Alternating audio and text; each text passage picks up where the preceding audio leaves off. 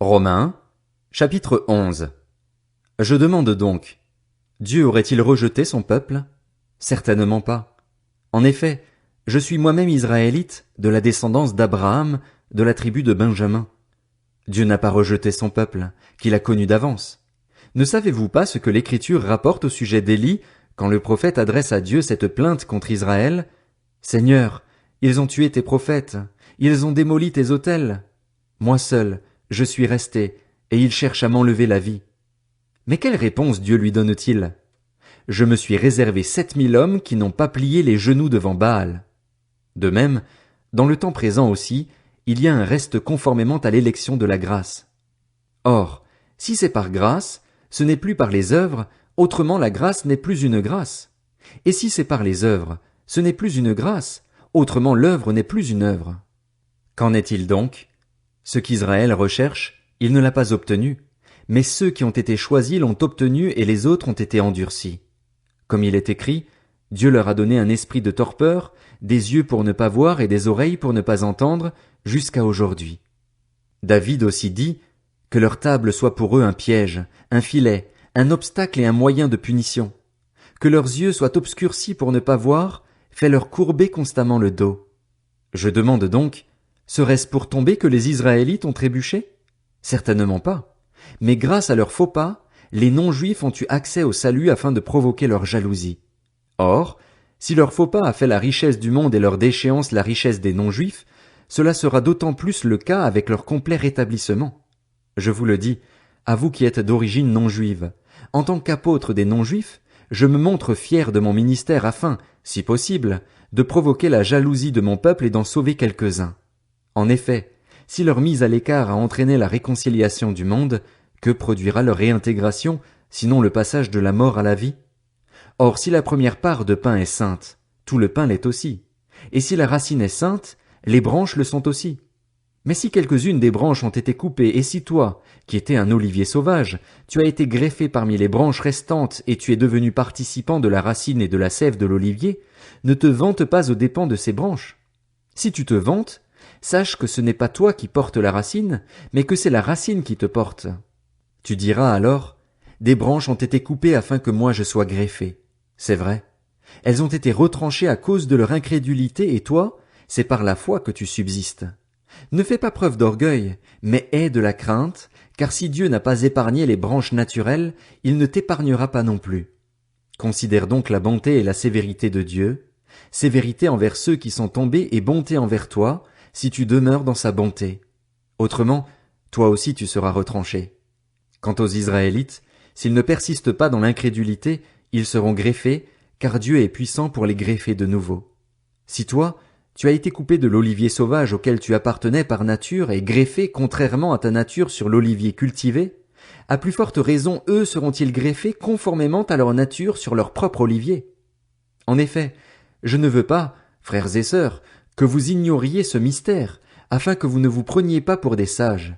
Une partie d'Israël est tombée dans l'endurcissement jusqu'à ce que l'ensemble des non-juifs soit entré. Et ainsi tout Israël sera sauvé, comme le dit l'Écriture, le libérateur viendra de Sion et il écartera de Jacob les impiétés. Et telle sera mon alliance avec eux, lorsque j'enlèverai leurs péchés. En ce qui concerne l'Évangile, ils sont ennemis à cause de vous. Mais en ce qui concerne l'élection, ils sont aimés à cause de leurs ancêtres. En effet, les dons et l'appel de Dieu sont irrévocables. De même que vous avez autrefois désobéi à Dieu et que vous avez maintenant obtenu grâce à cause de leur désobéissance, de même ils ont maintenant désobéi afin d'obtenir eux aussi grâce à cause de la grâce qui vous a été faite, car Dieu a enfermé tous les hommes dans la désobéissance pour faire grâce à tous. Quelle profondeur ont la richesse, la sagesse et la connaissance de Dieu, que ses jugements sont insondables et ses voies impénétrables. En effet, qui a connu la pensée du Seigneur, ou qui a été son conseiller? Qui lui a donné le premier, pour être payé en retour? C'est de lui, par lui et pour lui que sont toutes choses. À lui la gloire dans tous les siècles. Amen. Romains, chapitre 12. Je vous encourage donc, frères et sœurs, par les compassions de Dieu, à offrir votre corps comme un sacrifice vivant, saint, agréable à Dieu. Ce sera de votre part un culte raisonnable. Ne vous conformez pas au monde actuel, mais soyez transformés par le renouvellement de l'intelligence afin de discerner quelle est la volonté de Dieu, ce qui est bon, agréable et parfait. Par la grâce qui m'a été donnée, je dis à chacun de vous de ne pas avoir une trop haute opinion de lui-même, mais de garder des sentiments modestes, chacun selon la mesure de foi que Dieu lui a donnée. En effet, de même que nous avons plusieurs membres dans un seul corps et que tous les membres n'ont pas la même fonction, de même, nous qui sommes plusieurs, nous formons un seul corps en Christ et nous sommes tous membres les uns des autres, chacun pour sa part. Nous avons des dons différents, selon la grâce qui nous a été accordée.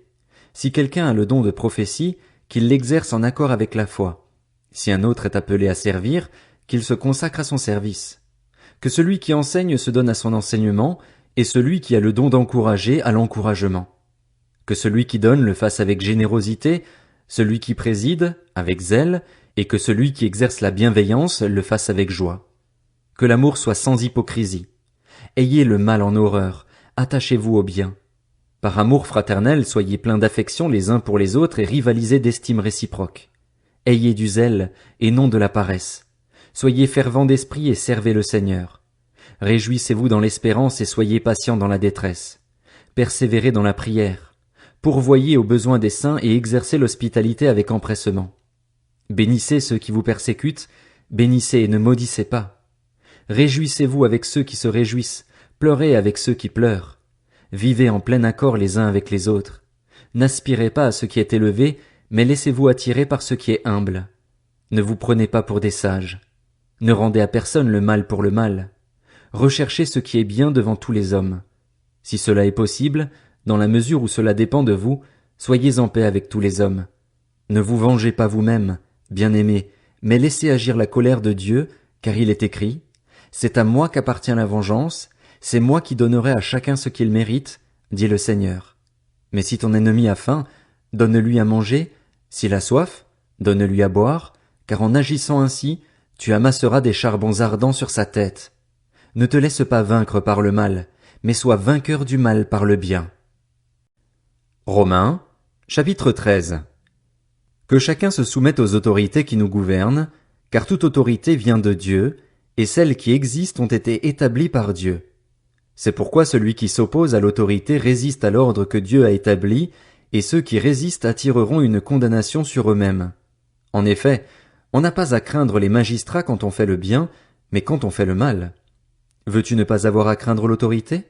Fais le bien, et tu auras son approbation, car le magistrat est serviteur de Dieu pour ton bien. Mais si tu fais le mal, sois dans la crainte. En effet, ce n'est pas pour rien qu'il porte l'épée, puisqu'il est serviteur de Dieu pour manifester sa colère en punissant celui qui fait le mal. Il est donc nécessaire de se soumettre aux autorités, non seulement à cause de cette colère, mais encore par motif de conscience. C'est aussi pour cela que vous payez des impôts, car les magistrats sont des serviteurs de Dieu qui s'appliquent entièrement à cette fonction. Rendez à chacun ce qui lui est dû, l'impôt à qui vous devez l'impôt, la taxe à qui vous devez la taxe, le respect à qui vous devez le respect, l'honneur à qui vous devez l'honneur. Ne devez rien à personne, si ce n'est de vous aimer les uns les autres, car celui qui aime les autres a accompli la loi.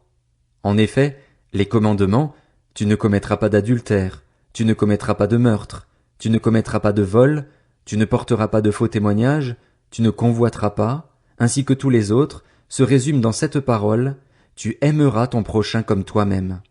L'amour ne fait pas de mal au prochain. L'amour est donc l'accomplissement de la loi. Cela est d'autant plus important que vous savez quel temps nous vivons. C'est l'heure de vous réveiller enfin du sommeil, car maintenant le salut est plus près de nous qu'au moment où nous avons cru. La nuit est bien avancée, le jour approche.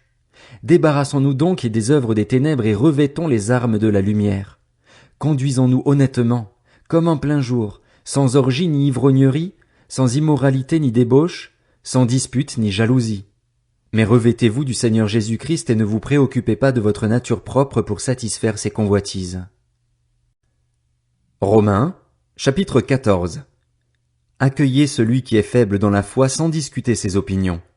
L'un a la conviction de pouvoir manger de tout, l'autre, qui est faible dans la foi, ne mange que des légumes. Que celui qui mange de tout ne méprise pas celui qui ne le fait pas, et que celui qui ne mange pas de tout ne juge pas celui qui le fait, car Dieu l'a accueilli. Qui es-tu pour juger le serviteur d'un autre? Qu'il tienne bon ou qu'il tombe, Cela regarde son Seigneur. Mais il tiendra bon, car Dieu a le pouvoir de l'affermir. L'un fait une différence entre les jours, un autre les estime tous égaux. Que chacun ait dans son esprit une pleine conviction. Celui qui fait une distinction entre les jours le fait pour le Seigneur, et celui qui ne fait pas de distinction le fait aussi pour le Seigneur. Celui qui mange de tout, c'est pour le Seigneur qu'il le fait, puisqu'il exprime sa reconnaissance à Dieu. Celui qui ne mange pas de tout le fait aussi pour le Seigneur, et il est reconnaissant envers Dieu. En effet, aucun de nous ne vit pour lui-même et aucun ne meurt pour lui-même. Si nous vivons, c'est pour le Seigneur que nous vivons, et si nous mourons, c'est pour le Seigneur que nous mourrons. Ainsi, soit que nous vivions, soit que nous mourions, nous appartenons au Seigneur.